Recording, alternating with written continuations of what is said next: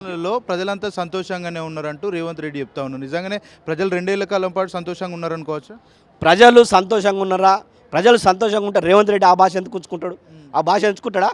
ప్రజలు సంతోషంగా లేరు కాబట్టి పంచాయతీ ఎలక్షన్లో ప్రజలంతా కూడా బీఆర్ఎస్ పార్టీని గెలిపించారు కాబట్టి కేసీఆర్ను చూసి కాంగ్రెస్ పార్టీ కూడా భారీ విజయం సాధించిందని చెప్తా ఉన్నారు. కాంగ్రెస్ విజయం సాధించిన ఆయన దొంగ లెక్కలు చెప్పుకుంటాడు.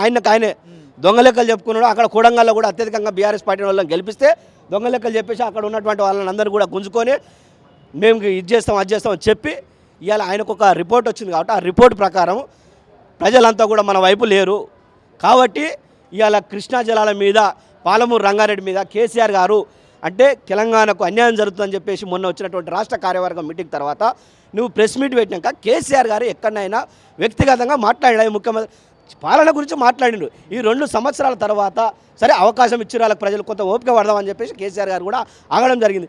తర్వాత కేసీఆర్ గారు తర్వాత 2 సంవత్సరాల తర్వాత నీటికి సంబంధించినటువంటి పాలమూరు రంగారెడ్డిలో మనకు రావాల్సినటువంటి నీటిని మళ్ళీ ఆంధ్రకు తరలించాలనే ప్రయత్నం జరుగుతుంది కాబట్టి ఖచ్చితంగా దాన్ని అడ్డుకోవాలని చెప్పి కేసీఆర్ గారు మాట్లాడితే కేసీఆర్ గారు మీద మాట్లాడేటువంటి భాషన అంటే ఈయనకు ఎక్కడ కూడా ప్రజలల్లో కూడా విశ్వాసం కోల్పోయిండు. ఈయన చెప్పే మీద మీరు మాట్లాడినంత గట్టిగా అధికార పక్షం ఎందుకు మాట్లాడలేకపోతా ఉంది? రేవంత్ రెడ్డి ఎందుకు మాట్లాడలేకపోతుంది? సొయి లేదు, వాళ్ళకు సొయి లేదు. కృష్ణా జలాల మీద కానీ గోదావరి జలాల మీద కానీ వీళ్ళకి సొయి లేదు. ఎంతసేపు కాంగ్రెస్ పార్టీలో ఉన్న నాయకులకు కొంతమంది నాయకులకేమో ఎంతసేపు మంత్రి పదవి గురించి ఆలోచించరు, కొంతమంది నాయకులకేమో ఎక్కడ కొట్టుకపోవాలి ఎక్కడ సంపాదించుకోవాలని మిగతా నాయకులు. ప్రజల మీద సొయిన నాయకులు ఎవడూ లేడు కాంగ్రెస్లో. ఈ ప్రజల పక్షాన తెలంగాణలో ఉన్నటువంటి యావత్ రైతాంగం కావచ్చు, విద్యార్థులు కావచ్చు, మహిళలు కావచ్చు, వృద్ధులు కావచ్చు, అన్ని వర్గాల పట్ల ఇలా కేసీఆర్కు టీఆర్ఎస్ పార్టీ బీఆర్ఎస్ పార్టీ నాయకులకే ఉంది తప్ప ఈ రేవంత్ రెడ్డి సర్కార్కు రేవంత్ రెడ్డిలో ఉన్నటువంటి కాంగ్రెస్ నాయకులకు ఎవరికి లేదు. ఉంటే సొయి ఉంటే నీకు పాలమూరు రంగారెడ్డిలో నీ జిల్లానే కదా, పాలమూరు రంగారెడ్డిలో డిపిఆర్ రిటర్న్ వస్తే ఏ కాంగ్రెస్ నాయకుడు ఏ కాంగ్రెస్ మంత్రి ఎందుకు మాట్లాడతలేడు?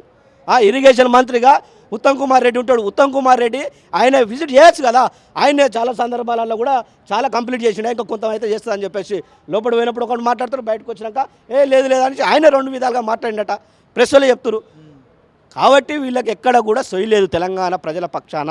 కాబట్టి తెలంగాణ ప్రజల పక్షాన నీళ్ళైనా నిధులైనా నియామకాలైనా కేవలం కేసీఆర్ గారికి మాత్రమే బీఆర్ఎస్ పార్టీ నాయకులకు మాత్రమే ఉంది కాబట్టి చిత్తశుద్ధి ఉంది కాబట్టి మొన్న జరుగుతున్నటువంటి అన్యాయం పైన మనం ఎదుర్కోవాలి. ఖచ్చితంగా పాలమూరు రంగారెడ్డిలో ఖచ్చితంగా ప్రాజెక్టు కట్టి తీరాలి.